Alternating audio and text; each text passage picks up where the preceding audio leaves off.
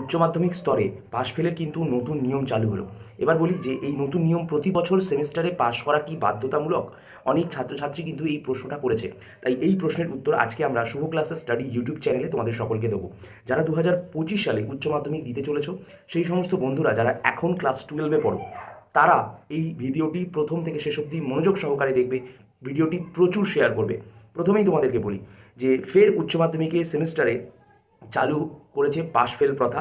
পাশ করলে তো ভালো, আর ফেল করলে পুনরায় কিন্তু পরীক্ষা দিতে হবে, প্রথমেই জানিয়ে দিই। এবং দীর্ঘকাল অবশ্য এর জন্য কোনো বালাই ছিল না, কিন্তু চলতি বছরে উচ্চ মাধ্যমিক স্তরে সমস্ত নিয়মকানুন কিন্তু পুনরায় বদল করা হয়েছে। চলতি বছরে উচ্চ মাধ্যমিক শিক্ষা পর্ষদ জানিয়েছে এবছর প্রথম স্কুল স্তরে সেমিস্টার পদ্ধতি কিন্তু শুরু হচ্ছে। অর্থাৎ তোমরা জানো স্কুলে 11-12-এ সেমিস্টার পদ্ধতি ছিল না এতদিন, এখন কিন্তু চালু হচ্ছে। তবে পাঠ্যক্রম পরিবর্তনের থেকে বই ছাপানোর সম্পূর্ণ প্রক্রিয়াটাই কিন্তু একদম শেষের পথে। তো তাই এর পরবর্তী সেমিস্টারের ক্ষেত্রে কীভাবে পরীক্ষা নেওয়া হবে এবং পাশ ফেল থাকবে কিনা সেই নিয়ে মূল্যায়নের মাধ্যম পরিবর্তন করতে চলেছে পর্ষদ। ঠিক আছে, অনেক ছাত্রছাত্রী আমাকে জিজ্ঞাসা করছিল, স্যার ফার্স্ট সেমিস্টারে একটা সাবজেক্টে যদি ফেল করি, সেকেন্ড সেমিস্টারে গিয়ে সেই যদি পাশ করি সেই সাবজেক্টে, তাহলে কি পাশ করিয়ে দেবে? এগুলো নিয়ে কিন্তু মতামত থাকছে।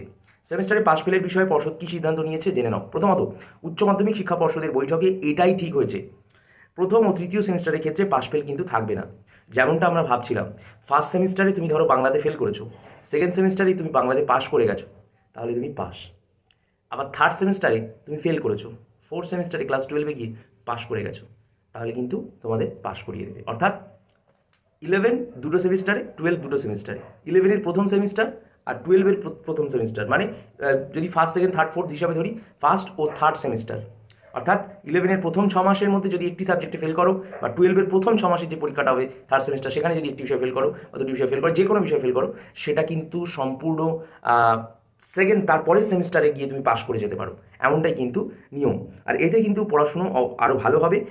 অর্থাৎ এ প্রসঙ্গে উচ্চ মাধ্যমিক শিক্ষা পর্ষদের সচিব প্রিয়দর্শিনী মল্লিক তিনি বলেছেন, পর্ষদের অনুমোদিত নয়া নির্দেশিকা মেনে যাতে ছাত্রছাত্রীদের পড়াশোনায় মান বজায় থাকে, তাদের পড়াশোনার সার্বিক মূল্যায়নের দিকে নজর রেখেই স্কুল লেভেলের সেমিস্টার নিয়মের চালু করা হয়। তবে এই নিয়ে নয়া নিয়মে পাশ ফেল প্রথা থাকছে। কোনো পরীক্ষার্থী যদি মোট 4টি সেমিস্টারে কোনো একটিতে ফেল করেন, তাকে পরবর্তী সেমিস্টারে বসতে দেওয়া হবে না। অর্থাৎ 4টে সেমিস্টার ধরেই তুমি একটা বিষয় ফেলই করে যাচ্ছ, তাহলে কিন্তু তোমাকে সেটা অ্যালাউ করা হবে না। অর্থাৎ প্রত্যেক ছাত্রছাত্রীদের প্রত্যেকটি সেমিস্টারে ন্যূনতম পাস নম্বর পেয়ে উত্তীর্ণ হতে হবে। ঠিক আছে, সেমিস্টার পরীক্ষার প্রশ্নের ধরন ও প্রাপ্ত সময় নিয়ে আমরা পরবর্তী ভিডিওতে আলোচনা করব।